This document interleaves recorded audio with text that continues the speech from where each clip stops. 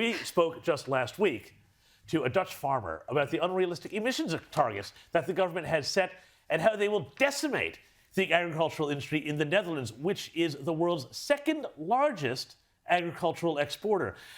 But here's the thing. The reality is this is not an isolated incident. And while the ambitions of the global elites pushing radical environmental and economic agendas has grown in recent years, happily, so too has the pushback. We've seen it in growing protests over the past weeks from farmers across Europe. The overthrow of the Sri Lankan government, which, remember, wanted to turn the whole island into an organic paradise. And this, even as far back as a surprise vote, at least for the elites, in favor of Brexit and for Donald Trump in 2016. Now, this guest, I'm so excited that he's come to join us tonight. Prof Schoellhammer is an assistant professor in economics and political science at Webster University in Vienna, and he has written a fantastic piece on the working class revolt, and he joins us now. Professor Schoellhammer, thank you so much for joining us today. Well, thank you so much for having me. And they do say that flattery is the highest form of intimidation, so consider me thoroughly intimidated.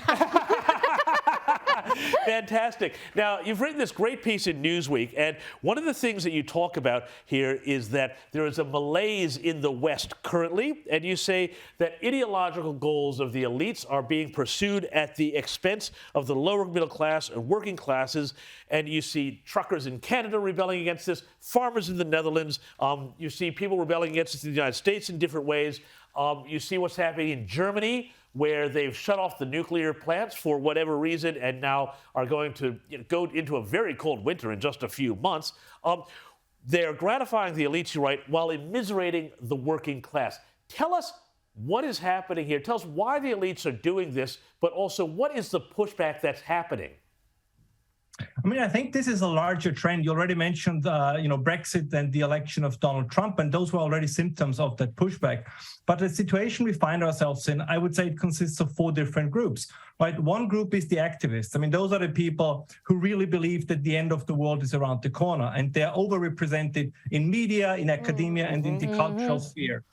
Then you have the governments and politicians, and what they do is they like to virtue signal to those people because they believe, right? Most of them are on Twitter. They're very active on Twitter. They believe that they represent a huge chunk of the population. And then you have companies who want to make a profit off of it, right? For example, I don't believe that Unilever cares particularly about the environment, but it's something they have to say because they wanted to pander to a specific clientele. So you have a kind of a Bermuda Triangle of ideology that consists of those three groups. And the quote unquote, when I mean, the working class or the middle class, you could also call them the people who just pay their taxes and want to live their lives. Like people who don't spend a lot of time on social media. They're trapped in this because it's more and more encroaching on their daily lives. I mean, you just mentioned it, right? In Germany, to leave nuclear energy behind was a purely political, ideological position. And the people were told, oh, don't worry. We're going to replace it with wind. We're going to replace it with solar.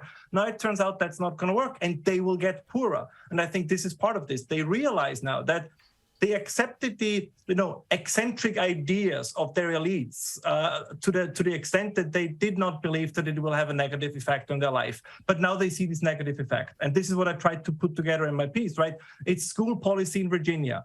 It is, agricultural policy in the Netherlands. It is, gas prices in France. It's nuclear energy in Germany. So these things are driven by the same thing, that the people say, wait a moment, we are supposed to be democracies when we constantly vote for governments that in the end pursue goals that are interesting to, those 5% of people who are very active, like who are very much in the public eye, but the other 95% are completely ignored. And I think this is the moment now, and I'm very curious how this is going to play out. I mean, the future would be something that you just mentioned, like a social conservative working class party, like a little bit, you guys mentioned this in the previous segment. You see this with Hispanics and working class blacks in the United States. They shift GOP because they say, wait a moment, the progressives, they are in some areas, right? They're insane. This is no longer common sense. They just want to switch to a common sense party. And I think this is exactly what we see at the moment. Rita. But you mentioned the people who pay their taxes and just want to live their lives and be left alone. They are always going to lose to those who want to win. People who want to be left alone are always going to lose. How can that population become more activated and become more politically aware. We've seen the farmers, because they were directly impacted. We've seen people whose livelihoods are threatened and they rise up. But the ordinary mum and dad out in the suburbs who pays their taxes and looks upon what's happening and goes, oh, this is crazy, but doesn't really get engaged beyond that. Do you think that will shift, or is that going to remain as it has? It depends, right? It depends also a little bit, if you allow me to say this, on individuals and people like you. I mean, what I found most surprising is, and you mentioned this also before, there is a deafening media silence on these protests, right? Maybe I wouldn't call them yet uprisings, but they're significant protests. We're talking about 30,000 people in the Netherlands. Now, there are people say, no, it's not 30,000, it's 25,000. Well, that's still pretty significant. So, and this was also the pushback I got. It was, well, Ralph, you inflated the numbers. It's 29,000 and not 30,000.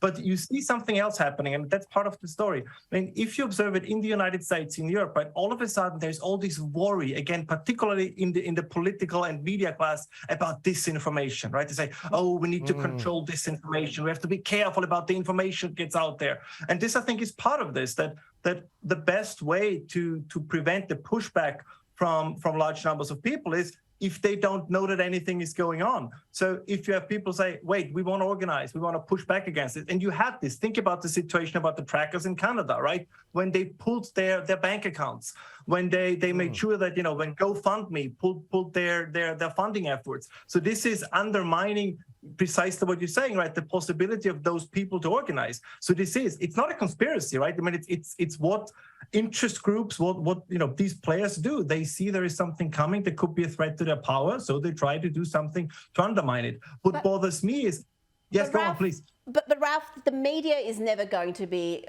on the side of anybody other than that leftist elite. And we know that. We've seen that with the truckers in Canada, with the farmers now in the Netherlands, they're being either ignored or misrepresented as extremists, as dangerous fringe dwellers. So if the media isn't going to be a vehicle for informing people about what's happening, how can you have that silent majority have their voices heard?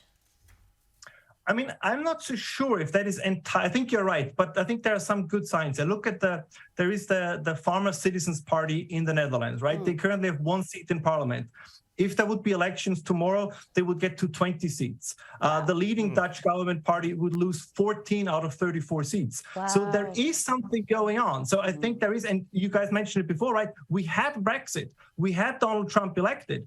So again, what everyone thinks about Donald Trump, but it seems, I think that people have a much better grasp on what's going on. I think they sometimes have a hard time to formulate this, which is why it's then very often unfortunately happens that, kind of the most extremist parts of these movements are the ones that get most of the media attention, which is also wanted because then you can discredit the rest of these movements. Mm-hmm, exactly. But I still think this is happening.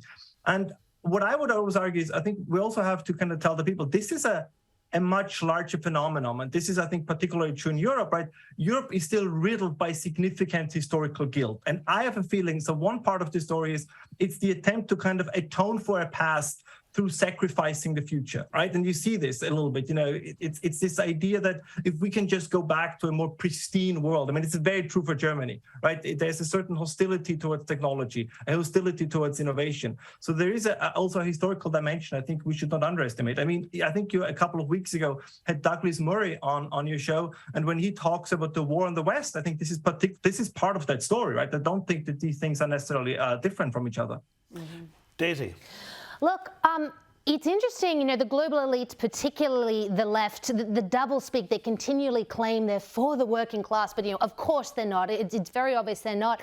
But I think particularly when you consider the reaction to the truckers' protest, for instance, that we discussed, and certainly the one in the Netherlands, it has morphed into, if it wasn't already, an outright disdain and hatred for the middle and working classes, don't you think, which is quite frightening.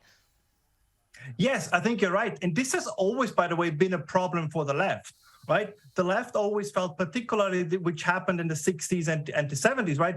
Once the left kind of was taken over, let's say, by the academic left, and as precisely what you said, right? And they claimed that they speak for the working class.